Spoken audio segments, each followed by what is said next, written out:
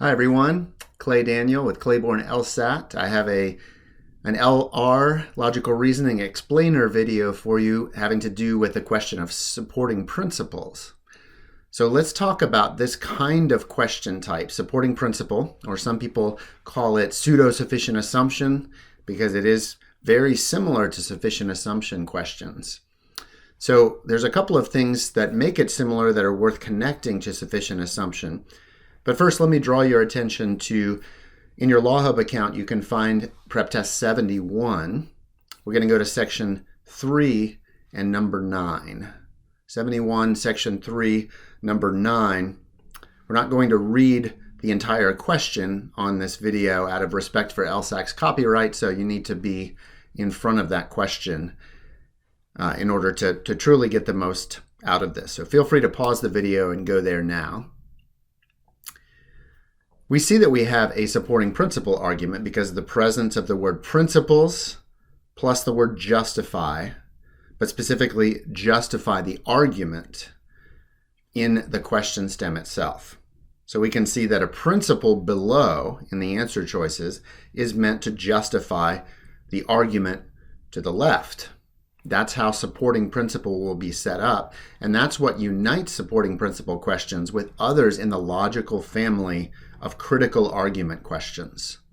Those where there is an argument, but there is something missing, something flawed, something incomplete, and diagnosing what is missing, in what sense the premises don't fully establish the conclusion, is always helpful in these kinds of questions as we evaluate the answer choices. So we have here a fairly straightforward argument, at least in terms of structure. We have the keyword thus in the second sentence telling us that's the conclusion, and the evidence or premise is the first sentence. Now, given that, though, we want to look a little bit more closely. This is the kind of argument where looking for kind of loose ends can be helpful. Things that are only mentioned once but not fully tied together. The first sentence talks about feeling too helpless to act, essentially, to change society. The second sentence in the conclusion talks about this sense of future being determined by vast historical forces, and that makes it difficult to want to improve society, or anyone who wants to improve society should reject the belief that the future is determined in this way. That seems to be tied back to helplessness about changing the future, though not explicitly. Okay, so we see how the argument unfolds.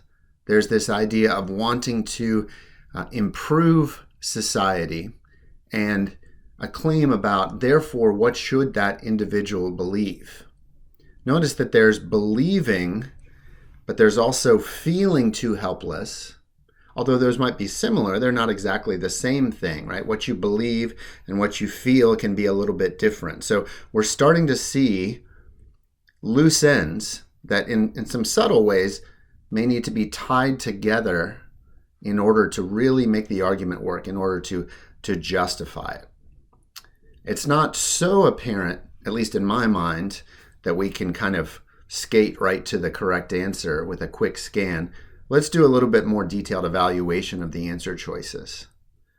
Choice A talks about saying that the person should act to change society. That's a shift that will allow us to rule out choice A because the conclusion is about what the person should believe or not believe. It's not about that the person should act. An important difference. On a supporting principle question, we need to support that conclusion, and in that sense, we need to stay very closely tied to it. Now, B doesn't help us either because instead of connecting believing to feeling and ending up with the conclusion that you should reject this belief, it talks about believing in both parts of its statement as it moves from kind of sufficient to necessary in a conditional reasoning sense. It doesn't make the connection we need because it doesn't even mention feeling helpless. That seems to be an important aspect of this question. Now, C does mention feeling helpless, and it does say should reject the belief. It's close. Let's leave it for a moment. I'll come back to it. D mentions wanting to improve society. It says no one should accept. So that's the same way as saying reject. So it's rejecting the belief. It's got that part in its conclusion or necessary part. But then it adds this idea of if accepting the belief would make you feel helpless. So we have a connection between believing this about society, this kind of deterministic idea, and then feeling helpless to change. That sounds pretty good. Choice E, each individual should act. We're back to the problem with choice A. It's not about acting, it's about believing. So we're down to C and D. C might have sounded good at first glance, but after reading D, it becomes more clear that D is better, because we don't want to start out with the idea of feeling helpless to change society. The argument's not saying, if you feel helpless, you shouldn't believe this. The argument is saying, don't believe this because it would make you feel helpless. That logic is better reflected in D.